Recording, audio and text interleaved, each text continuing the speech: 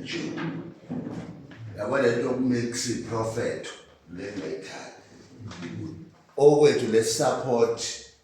the advocate okhona ukuze ngabe bekho umuntu egcinene okhokha imali bese kuthiwa cha wawukhokhele wena ngapha kwabuye kwenzeka ngapha kwangenzeka ngapha so thina njengoba mina engikwazi ukuthi lo mhlangano ubizwe yithina namhlanje it's okay ke ukuthi kukhona a lawyer ezothatha over kinina njengabasebenzi bonke nama ngifisi ukuzonihlukanisa but bengifisa mina ukuthi bafowethu siqhubekani sonke thina njengomkhonto NK Labour Desk sathi sifuna ukubona abantu bekhululeka eSouth Africa. So uma kukhona i-mandate ethi there is an advocate okhona kithina ose ready to take the matter forward. Thina okwethu ukuvula amadlebe ke silalela ukuthi uadvocate ukuphi wenzani okwethu ukulandela yabo okwethu sekukulandela iprocess ekhona esingeke sisayi interact. So kungakho ngithi one kukhona abantu la abaretire khona abasebenza bathi sesimthathele ilawyer nikhona so angifuni ke siqhubeke nalezi ayinhlelo besikade sinazo ngoba sasikhuluma nabantu kulezi ayinhlelo ababengasebenzi akufanele ke siqhubeke nenye into simix izinto okwethu nje owethu umhlangano nje mase nisezandleni ezicorrect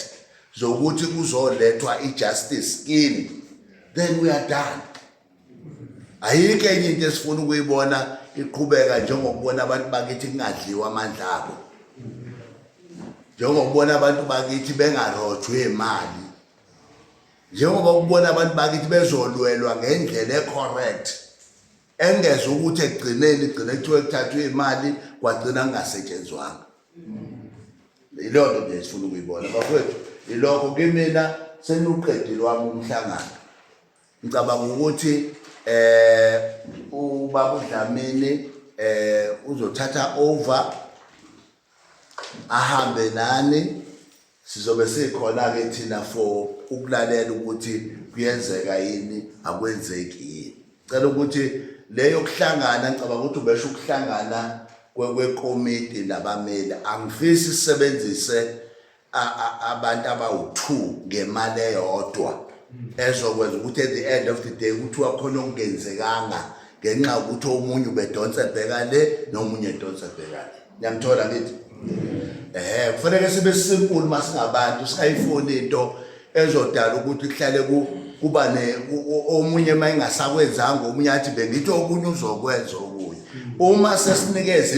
imandate uma ngabe uthatha ummeli usukuthatha imandate umnikeza yona uthi kule mandate nayo into engifuna ukuthi achieve.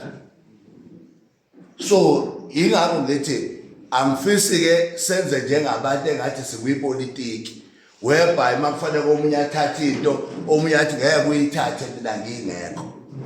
Uyabo thina ngifuna ukusho lokho ngoba size thina ngoba nithi nina akho umuntu olekelelayo sangena na usekhona umuntu olekelelayo sicela ukuwithdraw abangani bami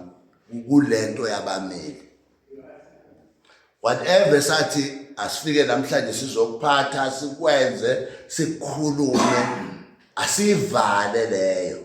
sivele ipresentation siyenze umyenzelo ummeli ukuthi ukuze lento ikwazi ukuya phambili fanele iqale kanjani. Ngicela mina ukungabe sisaqhubeka ngiyacela ilokho nje kakhulu ba comrade ami vele mina phela futhi angiyena ummeli angijabula ngikhuluma ummeli mina angiyena ummeli mina ngizophusha iagenda yabantu ngoba noma engasaphichapi kulento ayisho today so besihubha yena uyezwa lonto leyo so thina ke nje okwethu ukuthi uma uthatha imali yabantu uvelele uyezwa lonto lo into edala ukuthi nathi sibe nabameli because sifuna ukukulandela sikuhlale bumper to bumper ukuthi uyayenza into ozoyenza yabo so angifuni ukuthi sande unenge ukukhuluma okukhona abafowethu nathi sibhizi sisuka la nje sayiMpumalanga so kodwa lo mhlangano ngoba ngangicela ukuthi ube khona to finalize izinto esasikhulume ngazo ingakho ngila today but ke uyasho ucomrade ukuthi asikhulumanga ngidlule la mina kade ngifikile ngidlule ngemoto la kwasho ukuthi le esinikezwe yona ithi siyalapha phambili khona ufike nge-double cab ungibonile sipake lapha phansi kwesihlahla ayike ngize ngithi mina ngeke ukuthi singeza kubantu kuthiwe abantu